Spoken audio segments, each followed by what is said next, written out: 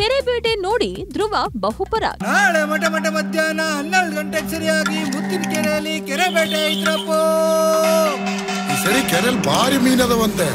ಆಗಿರೋ ಕಿತ್ಕಣ ಒಳ್ಳೆ ಹಬ್ಬ ಆಗಿರೋದು. ಕೆರೆಬೇಟೆ ಗೌರಿಶಂಕರ್ ನಟನೆಯ ಸಿನಿಮಾ.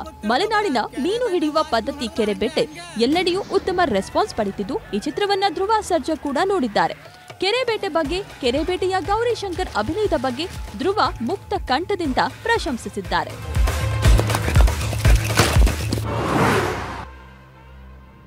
ಎಂತದ್ರ ನಾಗನ್ ಬಾಂಗಡಿ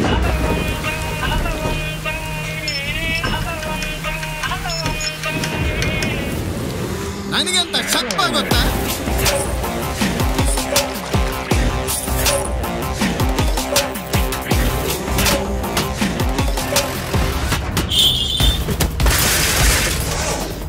ಗಂಡವ್ರ ಮನೆ ಹೆಣ್ಮಕ್ಳು ಜೀವನ ಹಾಳು ಮಾಡುವಂತ ರಾಕ್ಷಸನ ಎತ್ತಲ್ಲ, ಮೊದಲು ನಿನಗೆ ಮೆಟ್ಟಲು ಹೊಡಿಬೇಕು.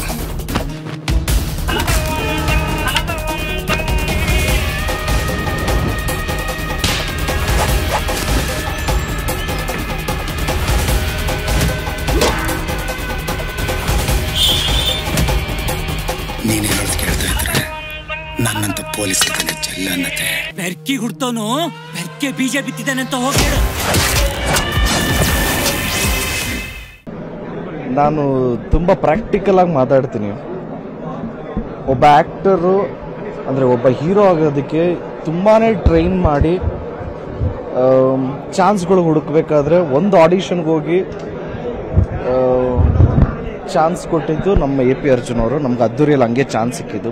ಈ ಮಾತು ನಾನು ಏನಕ್ಕೆ ನೆನೆಸ್ಕೊಂತಂದೀನಿ ಅಂದರೆ, ನನ್ನ ಜೊತೆಗೇ ಟ್ರೈನ್ ಆಗಿದ್ದು ಗೌರಿಶಂಕರ್, ನಮ್ಮ ಜೊತೆನೇ ಜಿಮ್ನಾಸ್ಟಿಕ್ಸ್ ಎಲ್ಲ.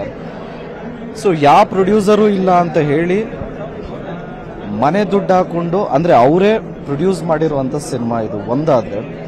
ಎರಡನೇದು ತುಂಬಾ ಚೆನ್ನಾಗಿದೆ ಮೂವಿ. ಸರ್ಪ್ರೈಸಿಂಗು. ಯಾಕೆ ನಮ್ಮ ಆಡಿಯನ್ಸು ಥಿಯೇಟ್ರಿಗೆ ಬರಲಿಲ್ಲ ಇಷ್ಟು ದಿವಸ ಅನ್ನೋದು ತುಂಬಾ ಸರ್ಪ್ರೈಸಿಂಗು.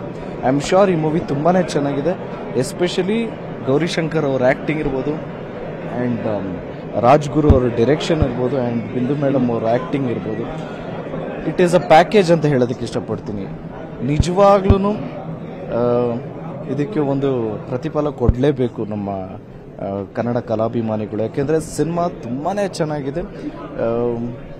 ಇದನ್ನು ಮಿಸ್ ಮಾಡಿದ್ರೆ ಎಷ್ಟೊಂದು ಜನಕ್ಕೆ ನೀವು ಎಂಕರೇಜ್ ಮಾಡ್ದಿರಂಗೆ ಆಗೋಗುತ್ತೆ. Let us be an example. ಚೆನ್ನಾಗಿರೋ ಸಿನಿಮಾನ ಗೆಲ್ಲಿಸ್ತೀವಿ ಅಂತ ನಾವು ಯಾವತ್ತೂ ನಂಬಿದ್ದೀವಿ. ಇನ್ನೊಂದು ಸರಿ ಆ ಎಕ್ಸಾಂಪಲ್ನ ಸೆಟ್ ಮಾಡೋಣ.